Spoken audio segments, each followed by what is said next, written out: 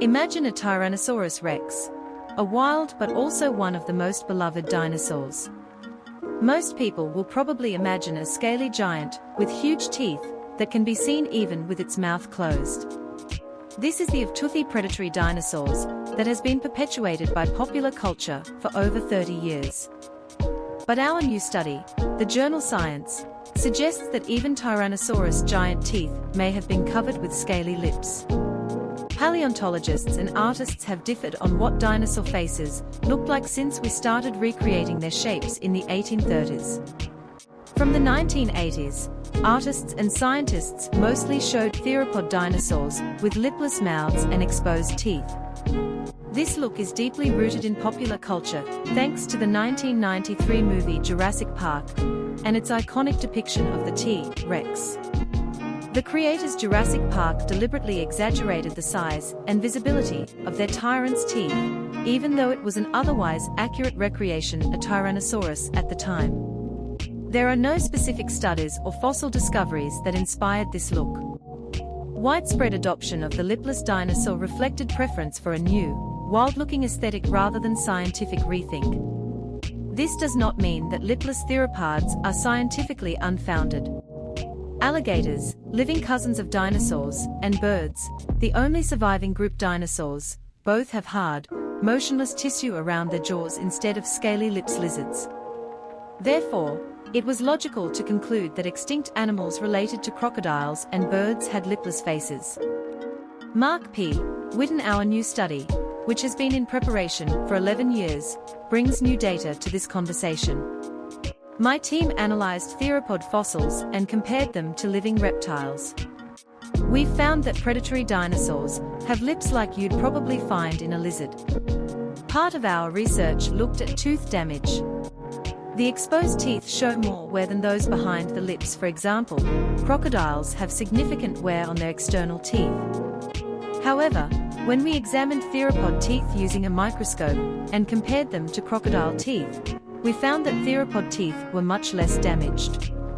This is not the only difference between theropods and crocodiles. All reptiles have tiny holes in their jawbones, usually only millimeters wide, that house blood vessels and nerves for the skin of the mouth and gums. Mark Whitten, author, provided lipped reptiles, lizards, and tuatara have relatively few such holes and are mostly located close to their teeth. However, crocodile skulls are covered with hundreds of tiny openings related to their delicate, taut facial skin. We found that theropod jawbones were more lizard-like and had few openings near the jaw margins. This also applies to ancient, extinct relatives of crocodiles. This means that the unusual facial anatomy of living crocodiles evolved within their lineage, not as a common feature with the dinosaur bird lineage. We also looked at tooth size, because the teeth of some predatory dinosaurs were much larger than those of all living reptiles, which may have prevented them from being trapped inside the lips. We calculated the ratio of tooth height and skull length for theropods. We then compared this to same value for monitor lizards, lipped group that includes Komodo dragon, only living animal comparable in feeding habits to large theropods. Our comparisons revealed that no predatory dinosaur, not even the large-toothed T-Rex, had teeth larger than living lizards. Indeed, the teeth of species such as the crocodile monitor are proportionally larger than any theropod, so there is no reason to think that dinosaur teeth were too large to be covered with lips. Finally, we modeled the mechanics of how lipless theropod jaws close, and found that it is impossible for some theropods to close their mouths without lips. The best we could do was a surprised smile. Forcing jaws into a complete seal either crushed bones that supported jaw or dislocated jaw joint. With their mouths permanently open, these theropods would face problems with their oral health and risk becoming dehydrated.